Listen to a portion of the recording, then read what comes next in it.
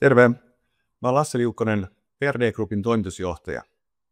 PRD Group auttaa suomalaisia yrityksiä Kiinassa ja kiinalaisten kanssa toimimisessa. Tähän lukeutuu totta kai tavaran ostaminen Kiinasta, minkä johdosta Kantonimessujen organisaatio pyysi mua ihan vapaasti kertomaan ajatuksia näistä messuista. Mä oon asunut Kantonissa eli Guangzhoussa 15 vuotta ja näillä messuilla mä oon totta kai käynyt paljon useammin. Nämä messut järjestetään 2 kertaa vuodessa. Ne kestää kerrallaan 3 viikkoa ja katoen 3 osaan. Ja jo pelkästään 1 viikon aikana se tuotteiden kirjo on aivan valtava. Eli täältä kyllä löytää kaiken etsimänsä, että edusti alaa kuin alaa.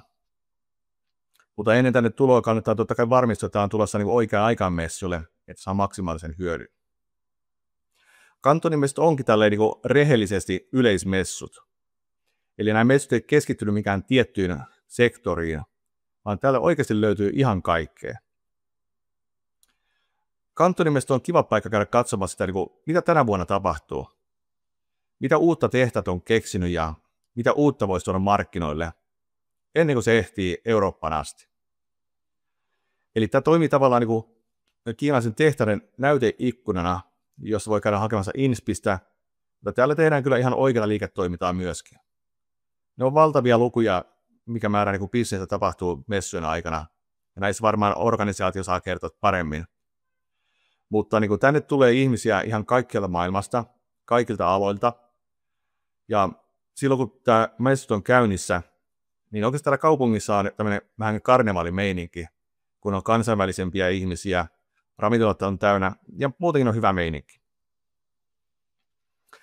Tämä messu on todella iso, eli siihen kannattaa varautua. Se on 4 isoa messuhallia useassa kerroksessa. Eli jalkaan kannattaa laittaa mieluummin tennarit kuin jotkut hienot kengät. Mulla ainakin selkä menee ensimmäisenä romuksi, kun kiertää messuja useamman päivän ajana. Että kannattaa ehkä harrastaa jotain venyttelyäkin, mutta se kertoo, että miten isot messut nämä on. Täällä on paljon nähtävää ja täällä on hienoa se, että pääsee tekemään jo ihan englannin kielelläkin suoraa bisnestä tehtaiden kanssa. Useilla muilla messuilla yleensä täytyy käyttää kiinan kielen tulkkia, mutta täällä pärjää myös englannilla. Tämä on hyvä etu meille suomalaisille. Kantonimessut on erittäin korkean tason messut, eli viranomaiset panostaa niihin todella paljon ja myöskin katsoo vähän, että mitä yrityksiä sinne pääsee. Sinne ei tulla vaan avoimissa ovissa sisään, vaan useimmat yritykset on joutunut odottamaan vuosia, että ne on päässyt osallistumaan messuille.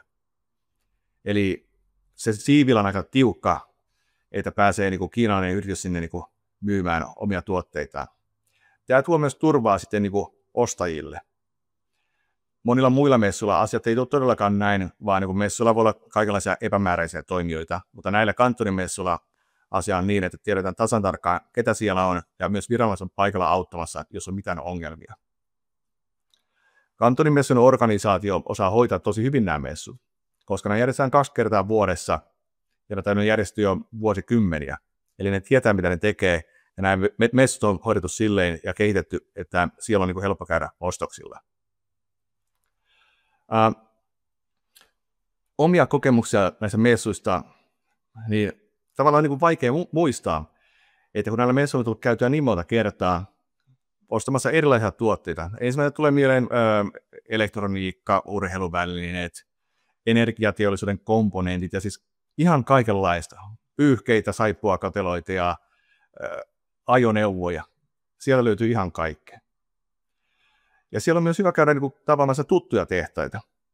Eli ei kannata tulla pelkästään uusia juttuja etsimään, vaan käymään vanhoja kavereita tapaamassa. Ja samalla kun tuutte Kiinaan, niin tsekatkaa samalla jotain tehtaita. Että ei kannata matkustaa Suomesta 14 tuntia pelkkiä messuja varten, vaan sen lisäksi kannattaa ympätä siihen ympärille kaikkea muuta hyödyllistä. Tehtailla kannattaa aina käydä, kun siinä on mahdollisuus. Se auttaa tosi paljon sitten myöhemmin ostoprosessissa ja myöskin sitten tämän yhteistyön kehittämisessä. Mutta Kantonimessut on ehkä paras paikka aloittaa yhteistyötä kiinalaisten tehtaiden kanssa. Mutta se on myös erinomainen paikka jatkaa yhteistyötä.